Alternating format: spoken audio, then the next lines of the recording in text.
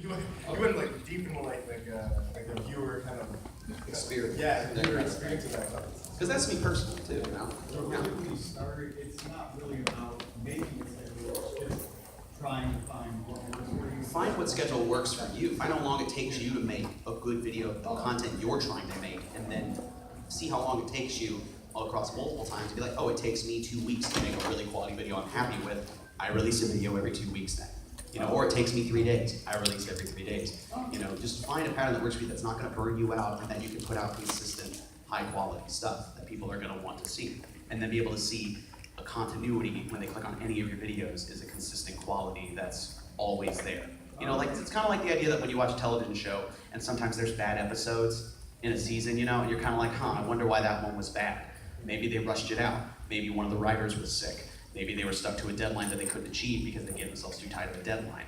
You know, why are why are full seasons bad? You know, like, I think it's the idea that they put themselves to a deadline that they couldn't actually achieve, or, you know, or just had a drop in quality because they were rushing something, you know? Yeah, or it's good enough, you become complacent, so you need to find what works for you. That's what I would say, because YouTube gives you that freedom to a degree. We can talk about the algorithm and other things and how it doesn't, but like, you know, that's another topic. But really good question. That was a really good question. Any other hands up? Yes, you can.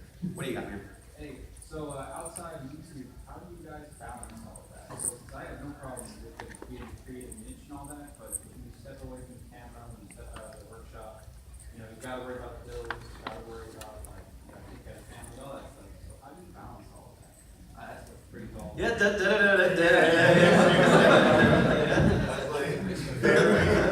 Morally is how I balance my life.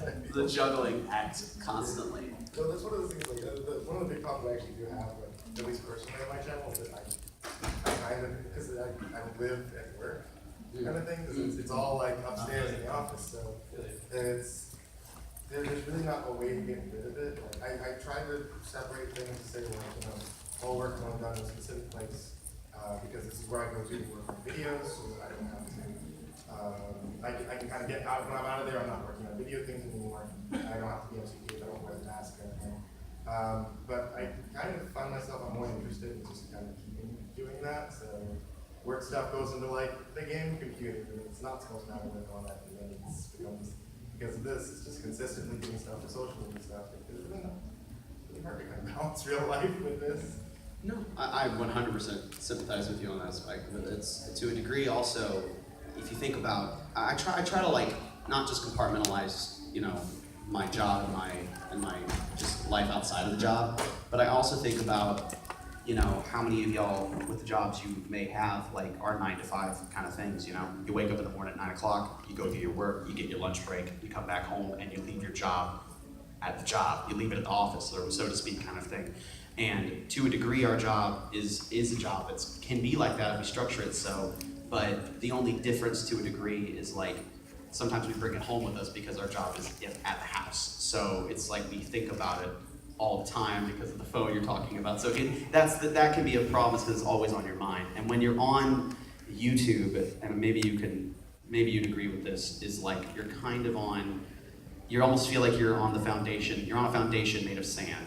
In a way, you're never certain fully if it's gonna give out from under you. It's not solid, you know, like we're always going to need engineers, we're always gonna need doctors. That's why the meme is like, oh, we go be a doctor, go be a lawyer. Because it's like things you'll always need, they're constants, they're never going away. Go be a tax collector, like these are things that are not going to disappear. Entertainment, entertainers, they come and go, and people have differences that change, you know, their preferences change all the time, so you're always on shaky ground that you never feel fully satisfied or solidified in. So even to a degree, if you do your best to separate, like you would go and buy an office space, and you go to work, you drive to work, you stay there from an actual 9 to 5 that you give yourself, mentally, it's not something like you're 100% confident in. And also being your own boss has its own set of like anxiety to it as well. So it's not that, how do you juggle? I mean, millions of people outside of the entertainment industry do it every day, and you do it as well, maybe more than you realize.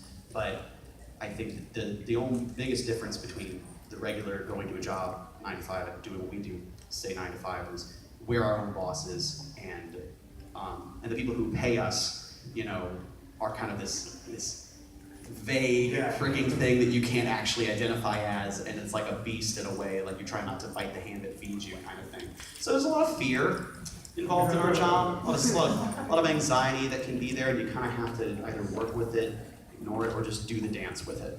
You're always kind of in a dance with it, and it's usually leading you, and you have to follow where you trip. You know, it's a weird metaphor I came up with there, or example, but that's a really good question. Yeah. Do you have anything else to add after everything else said? Honestly, no. Like that, I mean, I definitely agree with you when you're talking about like the foundation made of sand. Because that, I feel like that's a lot of what I'm afraid of. Yeah, there's one thing about that, but also I kind of have a thing where I don't want to disappoint people who are watching. That's a lot of what always kind of like plays out in my head. Is like, there's been multiple times where I've stopped and made a member. Like after I stop, I'm like, yeah, that's good, that's finished. And then like I'll walk away from it and like, oh, but they could have done that. And like I have to come back to it and make changes. It's just because when I think I'm done, I'm actually not done. And then even still, like going back, and I'm pretty sure you do this too, whenever you look at like videos you did like, even a couple weeks ago or months ago, and you're looking at it like, I know that would have done, I could have done something. Goodness knows. Yeah. And that's what usually is always consistent on my mind, trying to do that. And I always feel like, you know, if you become really, if you become comfortable in whatever you're doing, then you're not really improving what you're doing. And that becomes such a hard time for me, trying to get myself to go away from that because of that. Because I'm always afraid of that. If I become comfortable in that, then I'm not actually doing anything. And I always have to keep coming back to trying to change it, trying to improve it, and that's breaking down that. That's where a lot of things that I kind of come from is always afraid also that I'm not getting better, it's just gonna start dying. Real quick, do I need to turn his mic up? Yeah. You think so? Okay. I'm gonna go turn his mic up briefly then. I'll try to work this back. I think I know how to work soundboards.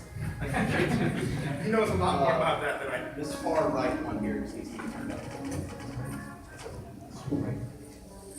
Hello?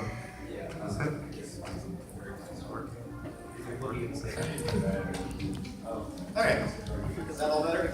Yeah. Okay, cool. Sweet, okay. Make sure. Oh, that's good. Okay, cool. Gentlemen, The dapper hat? the dapper hat? Okay, yes, sir, dapper hat. Going back to early part of your YouTube series, when you're starting out, what did it take to build the audience? What did you do to promote versus what you're doing now, which is a different level, obviously? What did it take to build the audience? What did you do to promote? Something like that. What did you do when we were first starting out? What do we do now? Yeah, when you were just getting those first. When we were just starting everyone out. counted. Yes. Yeah, when every single one counted. I'll start that one off. It isn't too terribly different, like how I do it now as I do it back then. What I tell people when they start their channels out, if you're wanting to be successful, quote unquote, like it's kind of a ground game to a degree. At least I think it is personally. Like I remember when I was sharing my videos, you know, it was friends and family first, you know, because they're the ones who usually will watch it first, and then going to. I had like at least 4 forums that I visited back in the day that I would post my stuff to that might be interested in what I was doing. Subreddits is dangerous or rather as mean as those can be. Posting it on there. Tumblr, posted it in all the tags, things like that, because you never know. And then Discord servers are a big place to share these days. So it's a combination of like, because YouTube isn't necessarily gonna do you any favors, because the way I describe YouTube to people starting out is like, if you think about how many people who love like let's say you're an artist and you love drawing, and let's say you're like a really good artist, like objectively, not like self-deprecating, like a humble brag, like I'm not that good, but you're actually really, really good. Let's imagine there's like, you're one of them, and like how many people do you think within like a 20-mile radius of San Antonio, like, are just as good, like at what they do? And let's all imagine that they decided to get on YouTube, and they all liked anime. And now let's say, let's expand from San Antonio to Texas, all of Texas. Now let's expand from Texas to all of the United States. Let's do the whole world at this point, right? Let's do the whole world. That's YouTube. Imagine if you just got a Super Bowl-sized amount of people, 80,000 seats, and just 100,000, you fill up the whole darn stadium, and everyone in that stadium is super, super talented, super skilled, loves what they do, is passionate, has all these great ideas, and YouTube is like a crane game. It'll come over and it'll go into that, pick one of y'all out, and then be like, this is the guy everyone's gonna watch now. And when you get picked, you just have, it's a marathon, you're sprinting. But you realize you're in a massive pool of people who are equally wanting the same thing and just as good, and maybe better in a lot of cases. So even marketing, trying to find out how do you create that audience, how do you, get people to watch you, it's very much a ground game because you're having to start small, work small, and get used to a lot of rejection, and get used to a lot of people ignoring you and not wanting to see it, and maybe even getting mad at you for even putting it out there in the first place. And then that's not even including the fact that you need to improve over time with the videos you're releasing. So then you just try to get better and better and better, and even then when you're comfortable and you think your content's great, and it actually is, you're then now in an echelon with still hundreds of thousands of people working for the same exact thing. So you have to start small, and you have to go to where the people are that might want to see your stuff. And there's still no guarantee that, because you're still going to be working and right alongside hundreds of other people wanting to do the same thing.